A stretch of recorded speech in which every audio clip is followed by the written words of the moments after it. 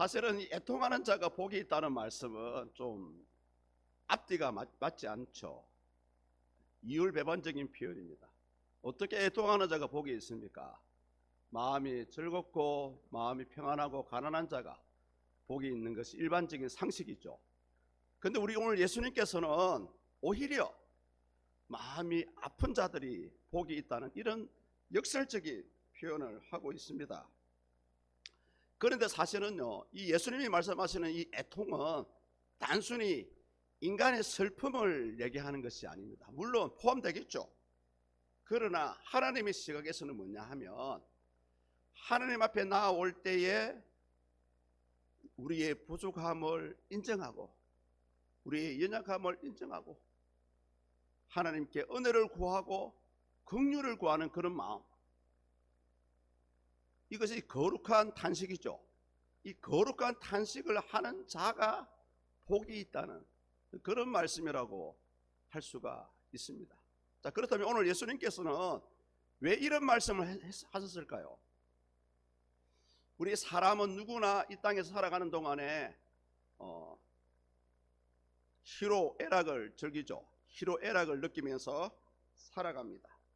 때로는 기쁘기도 하고 때로는 슬프기도 하고 전혀 예상할 수 없는 삶의 모습들로 우리는 살아갑니다. 그런데 중요한 것은 뭐냐 하면, 혹시라도 만약에 애통할 만한 일을 만나실 때에 과연 저와 여러분들은 누구에게 가서 이 위로를 받아야 됩니까? 이게 중요한 거죠. 대부분의 사람들은 사람들에게 위로를 받으려고 합니다. 물론 사람들의 위로도 때로는 필요하죠. 그러나 근본적인 문제를 우리 사람이 해결해 줄 수가 없습니다. 그래서 만약에 이런 애통한 일을 당했을 때에 하나님께 나와 가지고 우리의 부족과 우리의 억울함과 우리의 연약함을 고백했을 때에 그런 자가 복이 있다는 거죠. 왜냐하면 하나님은 우리 인생의 근본적인 문제를 해결해 줄 수 있는 그런 능력자였습니다. 요즘 우리 TV를 보면 그런 표현을 많이 하잖아요. 능력자. 때로는 사람이 능력자가 될 수는 있겠죠. 그러나 근본적으로 우리 인생의 이 길을 해결해 주실 분은 하나님밖에 없다는 거죠. 성경에 보니까요, 다윗 왕이 그랬습니다. 다윗이 왕이 되기 전까지는 얼마나 고통스럽고 아픈 삶을 살았습니까? 현재 나의 입장이 생과 사이에 그 사이에 있다라고 고백할 정도로 힘든 삶을 살았습니다. 그런데 그때마다 다윗이 어떻게 했습니까? 시편에 나오는 거의 절반 가까이 부분을 다윗이 시편을 기록했어요. 보면은 하나님께 도움을 구했죠. 시편 56편 8절에 보면 이런 말씀이 나옵니다. 나의 유리함을 주께서 계수하셨사오니 나의 눈물을 주의 병에 담으소서. 이것이 주의 책에 기록되지 아니하였나이까. 자기가 이 도망다니는 이 삶의 모습을 하나님께서 알고 있다는 거죠. 그리고 그런 억울함을 눈물을 흘릴 때마다 하나님의 작은 유리병에 담아달라는, 기억해달라는 그런 기도를 하고 있습니다. 결국은 다윗이 도망자의 신세를 살아가다가도 결국은 이스라엘을 다스리는 위대한 왕이 되지 않았습니까? 또 사무엘상 1장에 보면 한나라는 분이 나옵니다. 사무엘 선지자를 낳았던 엄마죠. 그러나 처음부터 아이를 쉽게 낳지는 않았잖아요.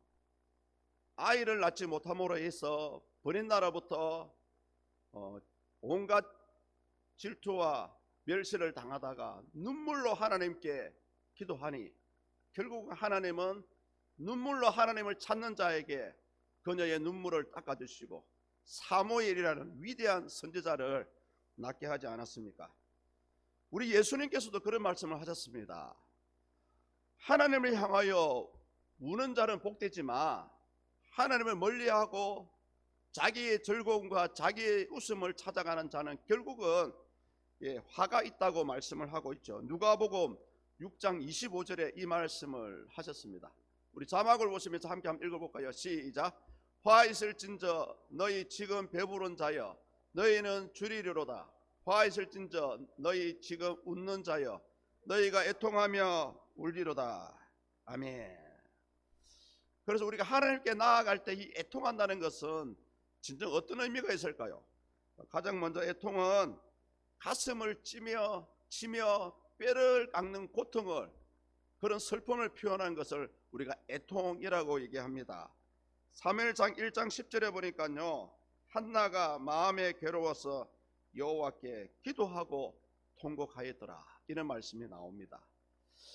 우리가 어떤 일을 당할 때, 특히 슬픈 일을 당할 때 여러분 결국 그 슬픔을 참을 필요는 없습니다. 있는 그대로 아프면 아프다고 해야 되죠. 슬프면 슬프다고 해야 되잖아요. 슬픈데도 불구하고 꾹 참고 있으면 어찌 됩니까? 그게 화병이 되는 거예요. 옛날 우리 어머님들 그런 삶을 많이 살았잖아요. 그래서 우리 사람은 이 감정의 동물이기 때문에 아프면 아프다고 얘기해야 됩니다. 슬프면 슬프다고 얘기해야 돼요. 상대방이 내 마음을 다 알아주겠지, 사랑하는 남편이 내 마음을 알아주겠지, 그렇게 착각 가운데 있으면 안 됩니다. 아프면 아프다고 해야 되고요, 힘들면 힘들다고 해야 돼요.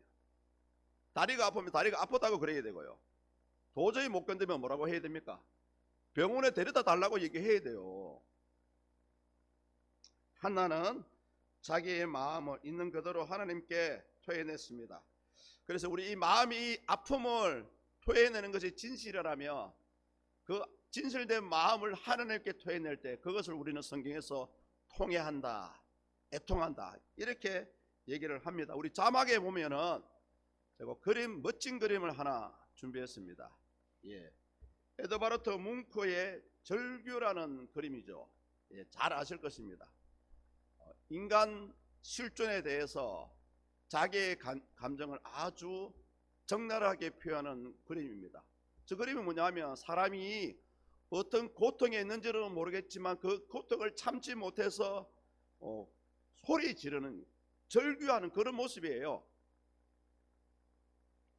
2012년도 그 뉴욕의 소도비 경매에서 무려 1355억에 팔렸습니다. 우리 사람은 이렇게 때에 따라서 아픔과 슬픔을 당할 수 있기 때문에 이것을 적나라하게 표현할 때, 그것도 하나님 앞에 나아갈 때 그런 애통하는 자가 하나님의 위로를 받는다, 그렇게 예수님께서 말씀을 하셨습니다. 그리고 애통은 우리의 마음을 찢는 것입니다. 요엘서 2장 12절과 13절에 보면 그런 말씀이 나옵니다.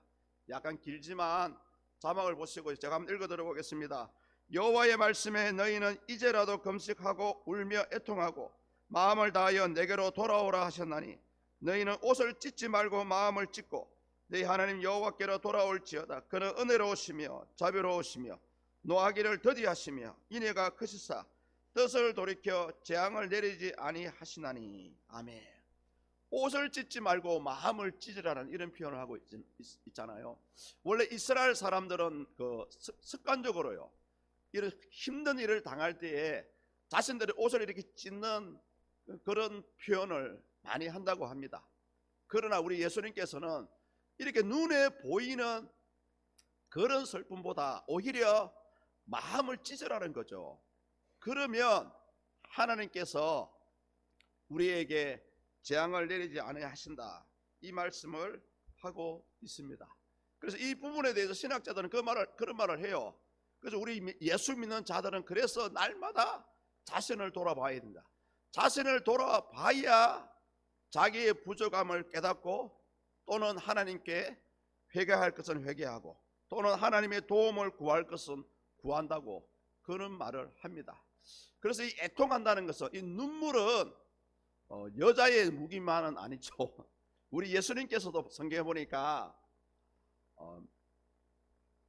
성경에 보면 확실하게 우신 적이 딱 두 번 있습니다. 한 번은 뭐냐 하면 나사로가 죽었을 때에 그때 한 번 우셨고요. 두 번째는 이제 예루살렘에 처음으로 방문을 하셨고, 예루살렘을 방문을 하니 하나님께서 주신 감동이 있었습니다. 그 감동이 뭐냐 하면 몇 년 뒤에 이 예루살렘이 멸망할 것이다 라는 그런 예언을 주신 거예요. 누가복음 19장 41절과 42절에 보면 그런 말씀이 나옵니다. 가까이 오사 성을 보시고 우시며 이르시되 너도 오늘 평화에 관한 일을 알았더라면 좋을 뻔하였거니와 지금 내 눈에 숨겨졌도다. 이스라엘 예루살렘 성의 멸망을 얘기하는 부분입니다. 그리고 이 예수님의 예언대로 예수님이 하늘로 가신 지 정확하게 37년 후에 주후 70년에 로마의 티토스 장군이 이 예루살렘 성을 완전히 함락시켜 버리고요, 그때에 서 있던 헤롯 성전을 멸망을 시켜 버립니다. 이 예언된 말씀대로 돌 하나도 돌 위에 남지 않고 하나님의 성전이 완전히 파괴되어 버렸죠. 지금 유일하게 남아있는 것이, 그때 남아있는 것이 성전 북쪽에 있는 지금 통곡의 벽이 그겁니다. 그때의 성전이에요. 그러나 이제 문제는 뭐냐면 오늘날 우리 예수 믿는 분들도 살기가 너무 편해졌습니다. 그러다 보니까 점점 이 탄식 소리가 교회 안에서 사라지고 있습니다. 나의 삶이, 나의 가정이 평안하면 그때는 여러분의 시선을 들어서 주변을 돌아보셔야 됩니다. 혹시 내 이웃 중에 이렇게 힘들어하는 사람이 없을까? 또 조금 더 나가면 우리 지역에 이렇게 슬퍼하며 애통하며 힘들어하는 분이 없을까? 조금 더 확장하면 우리 나라에 이 어려움이 없을까? 그래서 예수 믿는 분들은 특별히 반드시 나라와 민족을 위해서 기도를 하셔야 됩니다. 왜냐하면 이 나라가 없으면 저와 여러분들이 편안하게 살아갈 수도 없고 평안하게 신앙생활도 할 수 없거든요. 예. 그래서 우리는 이 단시간은 이 음성을 지금도 우리가 할 수 있어야 됩니다. 특히 무엇을 향했어요? 우리 자신의 연약함을 향해서. 하나님의 살아계심을 알고는 있지만, 믿고는 있지만 정작 우리의 행동은 그러한 삶을 따라가지 못할 때가 많잖아요. 그리고 다음으로 애통은 우리 자신들의 죄를 인정하고 회개하는 것을 애통이라고 합니다. 에스라 10장 1절에 보면 이런 말씀이 나오죠. 우리 자막을 보시면서 함께 읽습니다. 시작. 에스라가 하나님의 성전 앞에 엎드려 울며 기도하여 죄를 자복할 때에 많은 백성이 크게 통곡하며 이스라엘 중에서 백성의 남녀와 어린 아이의 큰 무리가 그 앞에 모인지라. 아멘. 이 말씀을 하게 된 시대적 배경이 있습니다. 바벨론 포로로 갔다가 하나님의 은혜로 많은 사람들이 이스라엘 나라로 돌아오게 되었어요. 그래서 이 에스라 학사가 그때 돌아왔던 이스라엘 사람들을 보니 대부분 신앙이 이제 엉망이 되어 있는 거예요. 그래서 그들을 위해서 하나님 우리의 연약함을 고백합니다 하면서 어떤 기도를 했냐 하면, 한 가지는 뭐냐 하면, 하나님 우리가 이전에 주님의 은혜를 받았으면서도 불구하고 전심으로 주님을 섬기지 못한 죄를 회개했습니다. 당시 이스라엘 사람들은 하나님을 의지하지 않고 애굽, 그 당시에 그 지역에 가장 힘이 센 애굽을 의지하다가 결국은 바벨론으로 잡혀가는 그런 일을 당했죠. 우리가 그래서 성도님들 삶에 살아갈 때 어려움을 당할 때 제발요 하나님께 좀 얘기하시. 하나님께 기도하시. 정 기도하기 힘드시거든. 저한테 몰래 와서 살짝 얘기해 주면 저도 함께 기도하겠습니다. 또 한 가지 제가 뭐냐 하면, 바벨론으로 포로를 갔는데 알고 보니 세상에 거기서 이방 여인들과 결혼하고 이방 자녀들을 낳은 거예요. 그래 되면 어떻게 됩니까? 이 신앙의 순수성이 다 날아가 버린 거죠. 그래서 우리 예수 믿는 분들은 왜 우리 예수 믿는 사람들끼리 만나고 사귀고 그렇게 살아가야 되냐 하면, 아무래도 불신자들과 만나면 우리 신앙이 점점 약해지거든요. 의심이 생기기도 하고, 과연 하나님 살아계실까 눈에 보이지도 않는데, 이런 당시 이스라엘 사람들이 그랬다는 거죠. 신앙의 순수성을 잊어버리니까 결국은요 눈물을 머금고 자기 이방 아내와 이방 자녀들을 원래의 나라로 돌려보내게 됩니다. 그렇게 하나님 앞에 죄를 자복했다는 거죠. 자, 과연 예수님께서 오늘 여기서 그렇다면 애통하는 자에게 위로를 주신다는 그 말씀하셨는데 어떤 위로를 주십니까? 본문에는 안 나와요. 그 성경을 찾아보면 이렇습니다. 세 가지를 주십니다. 한 가지는 뭐냐 하면 저와 여러분들의 영과 육을 치료해 주신다는 그런 말씀입니다. 출애굽기 15장 26절에 보면 그 말씀이 나와요. 오늘 이 성경 말씀을 많이 찾는 이유가 뭐냐 하면 성경 말씀을 우리가 근거로 해서 이 말씀을 들었을 때에 말씀이 확실하지 않습니까?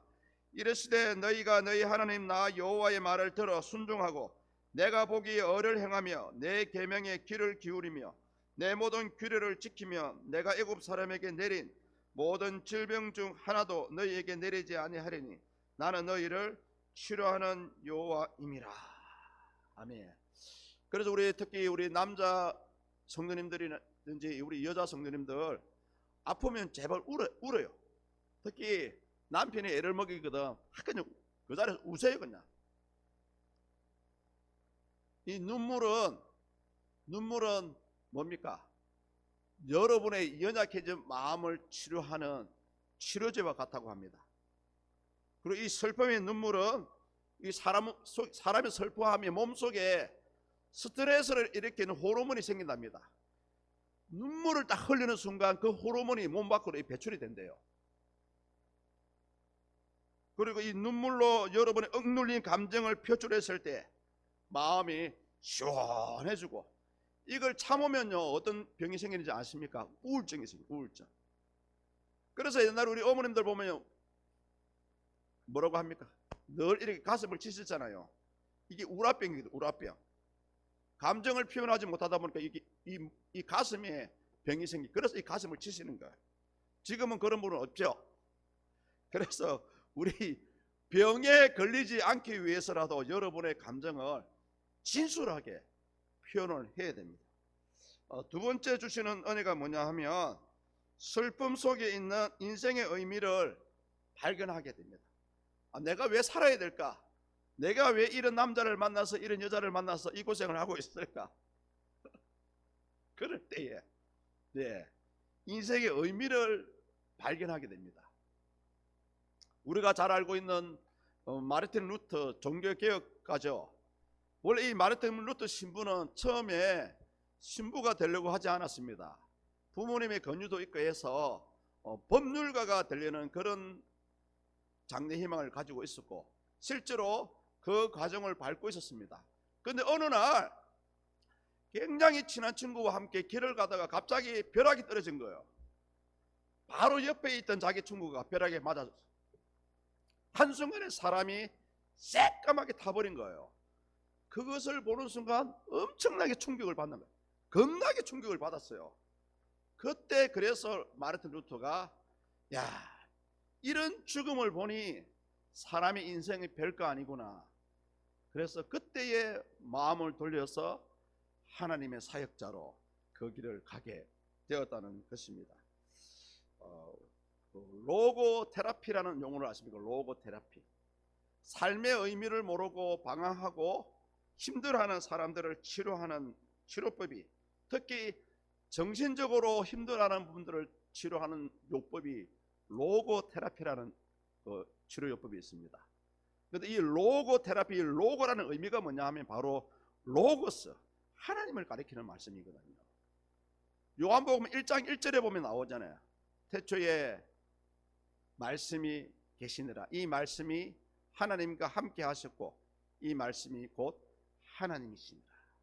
결국은요 우리 인생의 마음과 근본적인 여러분의 문제를 해결해 주실 분은 하나님 밖에 없다라는 겁니다. 하나님 밖에.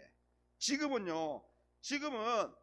믿음이 약해서 이 말이 여러분의 귀에 들려오지 않을 수도 있습니다. 그러나 혹여 살아가시다가 힘든 일을 당하게 되면 그때의 목사님이 그 말을 하셨지 꼭 기억하십시오. 세 번째로 이 통안의 눈물을 흘리는 자는 우리 하나님께서 돌보아 주신다, 직접 돌보아 주신다, 이 말씀을 하셨습니다. 이사야서 66장 3절에 보면 그렇게 나오죠. 나 여호와가 말하노라 내 손이 이 모든 것을 지었으므로 그들이 생겼느니라. 무릇 마음이 가난하고 심령에 통회하여 내 말을 듣고 떠는 그 사람은 내가 돌보려니와. 아멘. 예, 이제 말씀 끝나갑니다. 우리 하나님은 마음이 상하고 통회하고 하나님의 말씀을 듣고 떠는 자와 왜 내가 하나님의 말씀대로 살아가지 못했을까? 어릴 때는 예수님 잘 믿었고 교회를 잘 다녔는데 나이 들어서 왜 내 신앙이 사라졌을까? 나는 왜 이 믿음이 없을까? 그렇게 자신을 돌아보며 하나님 앞에 떨 때에 우리 하나님은 그런 사람을 위로하고 그런 자를 보살펴 준다는 그런 말씀을 하고 있습니다. 사랑하는 성도님들, 오늘 본문의 말씀은 단 한 구절입니다. 애통하는 자는 복이 있나니 그들이 위로를 받을 것이며. 이런 자에게, 이런 사람의 아무나, 우리 하나님의 복은요 아무나에게 주지는 않습니다. 일반적으로 베푸는 은총이 있지만 하나님을 바라보고 하나님을 믿고 하나님을 의지하는 자에게 우리 하나님은 당신의 은혜를 베푸십니다. 당신의 능력을 베푸십니다. 그래서 믿는 자와 믿지 않는 자 사이에는 그 누구도 서로 갈 수 없는 가깝고도 먼 무언가가 있다라는 사실입니다. 사랑하는 성도님들, 이 땅에 살아가실 때에 여러분의 힘으로 잘 살아갈 수도 있어요. 그러나 세상은 그렇게 호락호락하지 않습니다. 하나님을 떠나서는, 우리를 지어진 창조주를 떠나서는 진정한 삶의 의미를 얻을 수가 없어요. 잠시 우리 사람의 수고함으로 잠시 기쁨과 즐거움과 유익을 누릴 수는 있습니다. 그렇지만 근본적인 문제는 우리 하나님만이, 우리 예수님만이 여러분의 인생의 문제를 해결해 주실 수가 있습니다. 그래서 우리 이제는 물론 사랑하는 남편을 의지하고 사랑하는 아내를 의지하는 거 필요합니다. 그러나 근본적으로는 사람을 의지하지 마시고 하나님께 의지하시고 전능하신 하나님께 의지하셔서 우리의 필요를, 우리의 억울함을, 우리의 애통을 다 토해낼 때에 그런 위로를 받을 수 있기를 주의 이름으로 축복합니다.